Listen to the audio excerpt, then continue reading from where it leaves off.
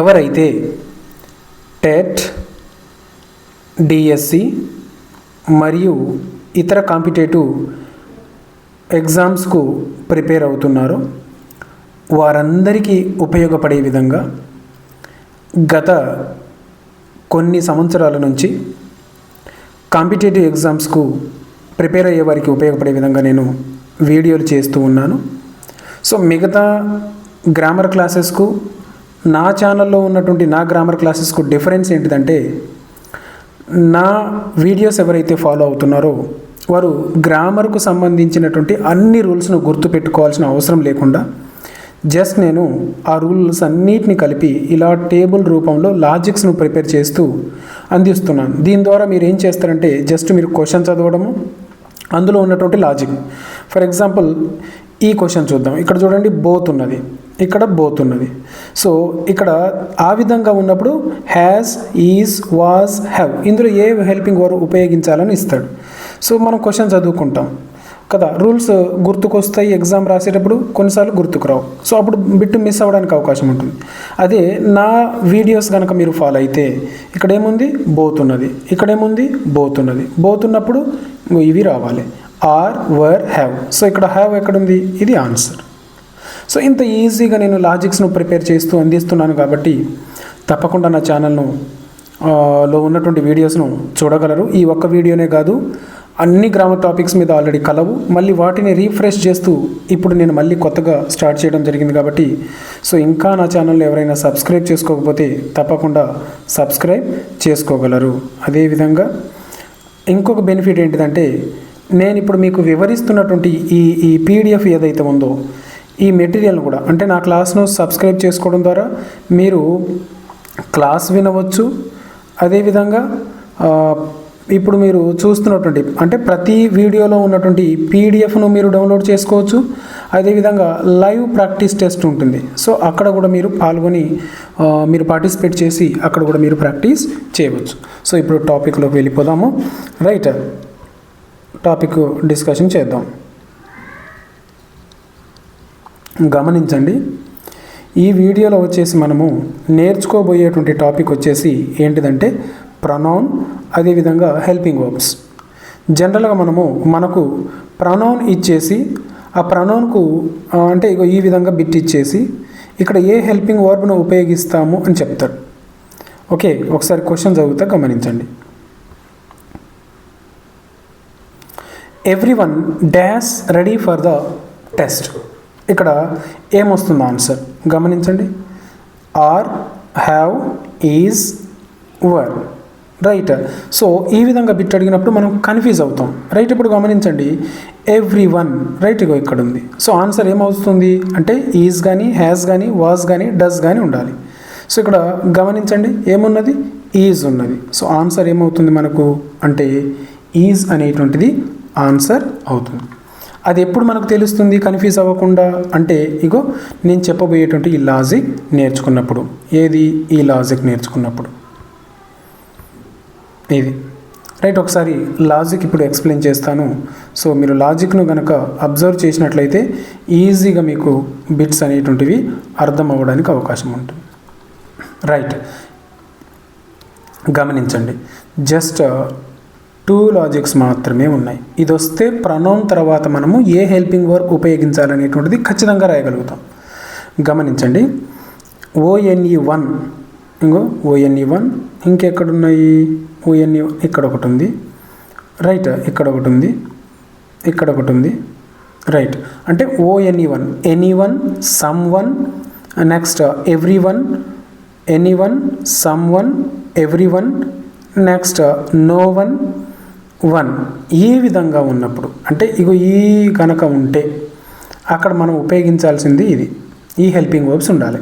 అంటే వీటికి మనము సింగులర్ హెల్పింగ్ వర్బ్స్ మాత్రమే ఉపయోగించాలి.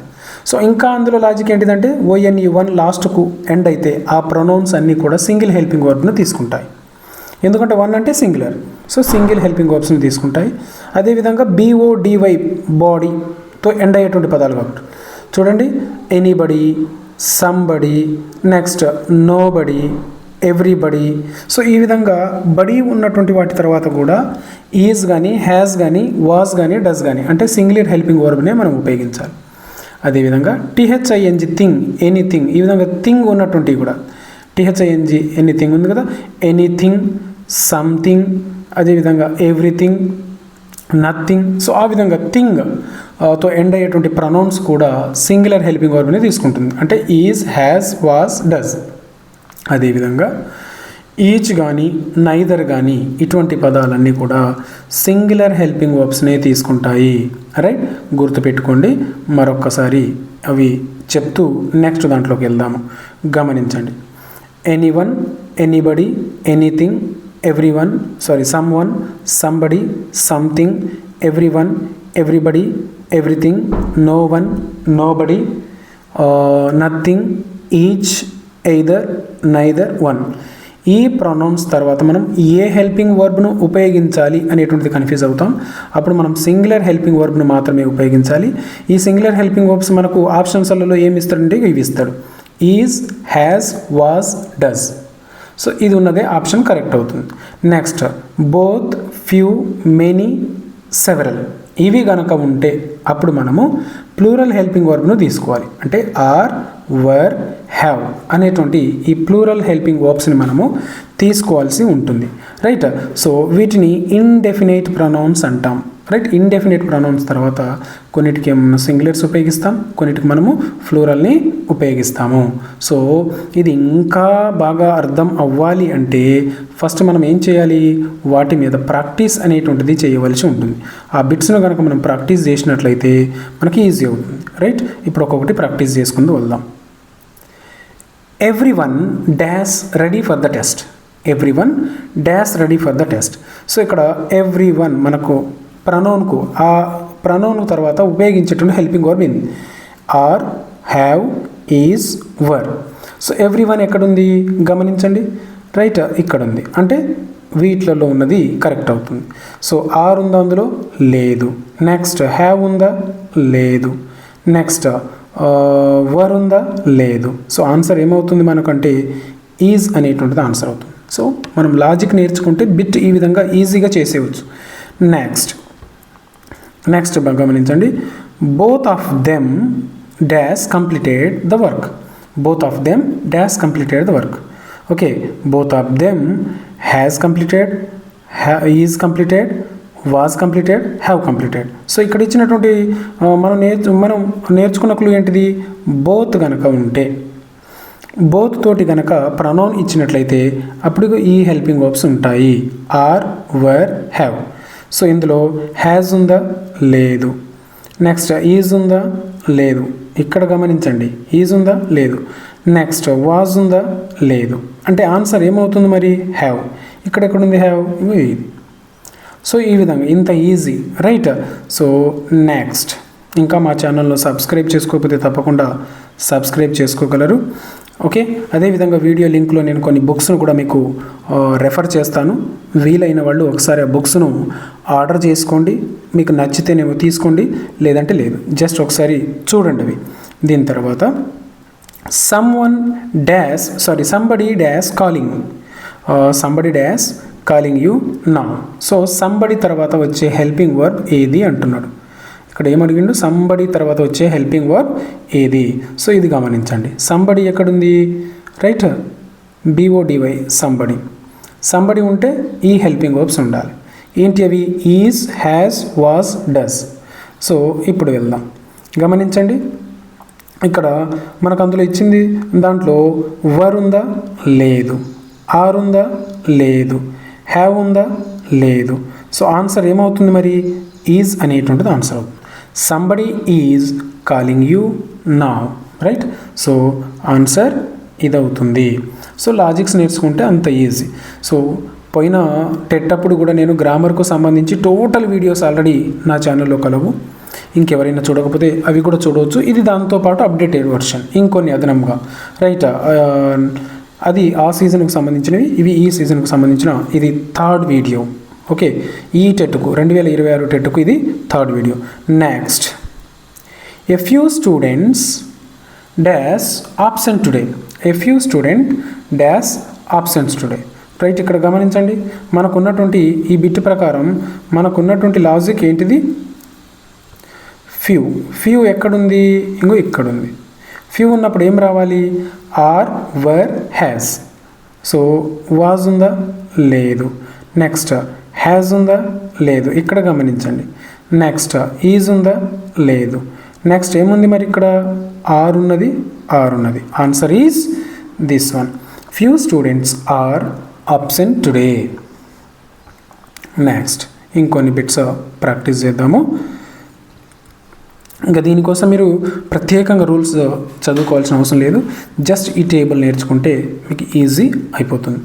Next, each of the boys dash playing well.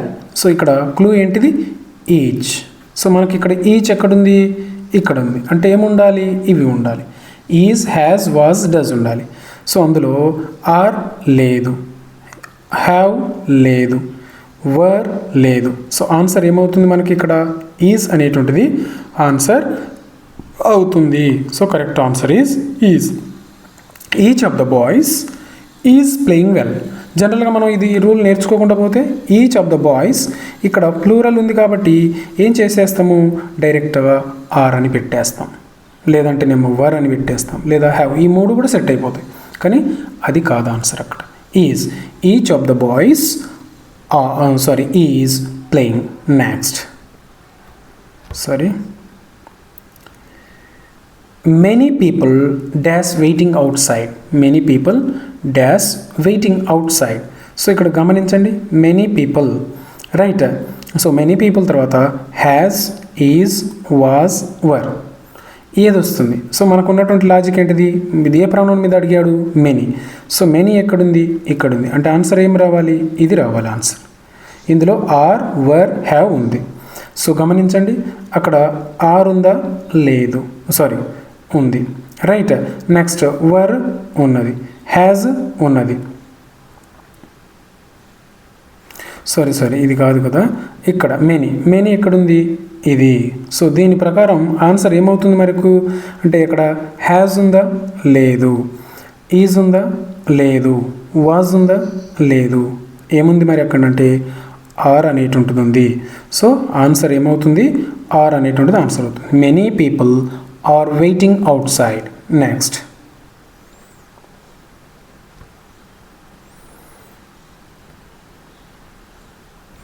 next bit, nobody dash finished the task. Nobody dash finished the task.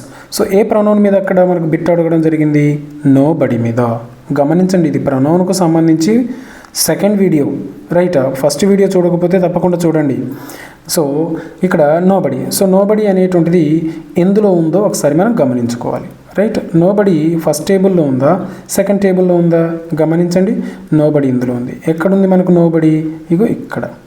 So nobody ఉన్నప్పుడు ఏం రాయాలి? ఇందులో ఉన్నది ఆన్సర్ అవ్వాలి, రైట్. సో హ్యావ్ ఉందా? అందులో లేదు, అంటే అది ఆన్సర్ కాదు. ఆర్ ఉందా? లేదు, ఆన్సర్ కాదు. వర్ ఉందా? లేదు, ఆన్సర్ కాదు. సో నెక్స్ట్ ఏముంది? హ్యాజ్ ఉంది. సో ఆన్సర్ ఏమవుతుంది మరి ఇక్కడ? Has. Nobody has finished the task. Next, several players dash injured. Several players dash injured. So గమనించండి, ఇక్కడ ఆన్సర్ ఏమొస్తుంది? several players is, was, are, has. So ఇక్కడ ఇచ్చినటువంటి ప్రొనౌన్ ఏంటిది? సెవెరల్ ఎక్కడుంది? ఇక్కడ ఉంది. సో లాజిక్ ఏంటిది మనకు? ఇది, రైట్. సెవెరల్ తర్వాత ఏం ప్రొనౌన్ రావాలి? హెల్పింగ్ వర్బ్ రావాలి. ఆర్, వర్, హ్యావ్ రావాలి. సో ఈజ్ లేదు, ఇక్కడ దీన్ని గమనించాలి ఇప్పుడు మీరు. నెక్స్ట్ వాజ్ లేదు, ఆర్ ఉంది, హ్యాజ్ లేదు. సో ఆన్సర్ ఏమవుతుంది మనకు? సి అనేటువంటిది ఆన్సర్ అవుతుంది. Several players are injured, right. So logic తోటి నేర్చుకుంటే ఇంత ఈజీ అవుతుంది అనమాట. నెక్స్ట్ టేబుల్ కనిపించేలా పెడదాము. నెక్స్ట్ సమ్వన్, దీనికి టేబుల్ కనిపిస్తలేదు. Someone dash taken my book. Someone dash taken my book. So some one ఎక్కడుంది ఇందులో, వన్ అని మొదట మనం ఎక్స్ప్లెయిన్ చేసేటప్పుడు అనుకున్నాం కదా, సమ్ వన్ ఇక్కడుంది అంటే ఇవి ఉండాలి. Is, has, was, does. Is, has, was, does. So ఇక్కడ గమనించండి, ఇప్పుడు హ్యావ్ ఉందా, లేదు. ఆర్ ఉందా, లేదు. వర్ ఉందా, లేదు. సో ఆన్సర్ ఏమవుతుంది, హ్యాజ్ అనేటువంటిది ఆన్సర్ అవుతుంది. గమనించండి, సమ్ వన్ ఉన్నప్పుడు హ్యాజ్, ఇదిగోండి హ్యాజ్, రైట్, ఇక్కడ ఉంది has. So answer has. Some one has taken my book. Next bit, one of the girls dash absent. One of the girls dash absent. So ఇక్కడ answer ఏమవుతుందో ఒకసారి గమనించండి. One of the ఉన్నది.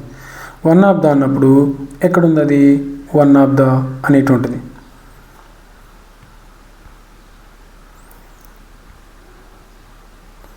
One of the, right. One of the ఉన్నప్పుడు answer ఏమవుతుంది, right.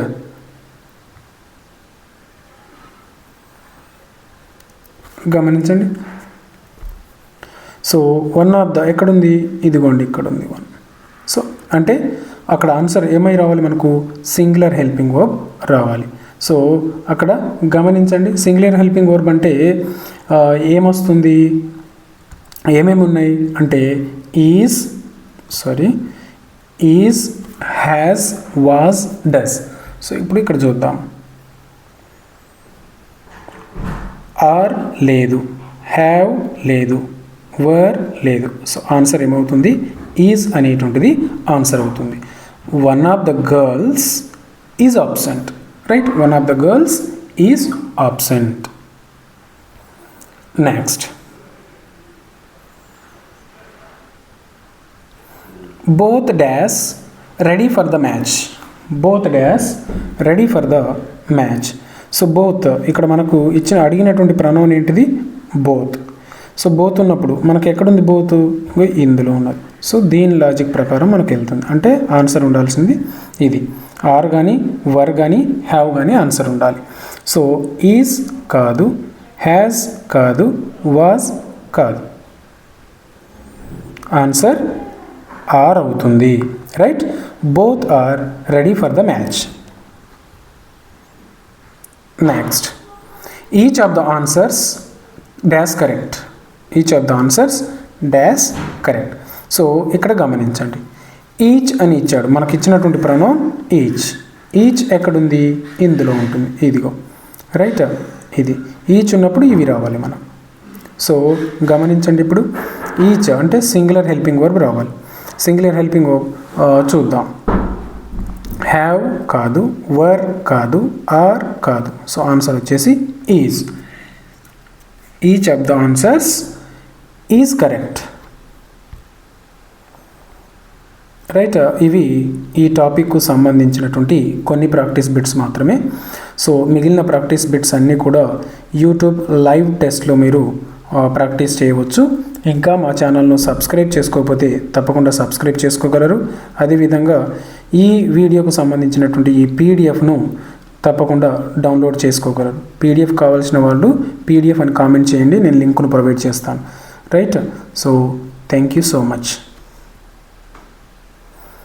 ఇంకొక doubt ఏంటిదంటే, కామెంట్లో నాకు ఇంకా ఏమని పెడుతున్నారంటే, మిగిలిన ఓన్లీ టెట్ అదేవిధంగా డిఎస్సి వారే కాకుండా మిగిలిన వాళ్ళు కూడా చూస్తున్నారు. కాబట్టి వాళ్ళు ఏం అడుగుతున్నారంటే, వాళ్ళు ప్రిపేర్ అయ్యేటువంటి ఎగ్జామ్స్కు ఈ గ్రామర్ వీడియోస్ యూజ్ అవుతాయా అని అడుగుతున్నారు. సో కాంపిటేటివ్ ఎగ్జామ్స్కు సంబంధించి గ్రామర్, ఇంగ్లీష్ గ్రామర్ అనేటువంటిది దాదాపుగా అందరికీ ఒకే సిలబస్ ఉంటుంది. కాబట్టి ఈ లాజిక్స్ అనేటువంటిది మీరు ప్రిపేర్ అవుతున్నటువంటి కాంపిటేటివ్ ఎగ్జామ్లో ఇంగ్లీష్ గ్రామర్ గనక ఉన్నట్లయితే తప్పకుండా నా వీడియోస్ అన్నీ మీకు ఉపయోగపడతాయి. సో ఇంకా మీరు ఫాస్ట్గా వెళ్ళాలి అనుకుంటే పోయిన టెట్కు సంబంధించినటువంటి అన్ని గ్రామర్ వీడియోస్ లాజిక్స్ తోటి కలవు. సో అవి కూడా ఒకసారి చూడగలరు, రైట్. ఓకే.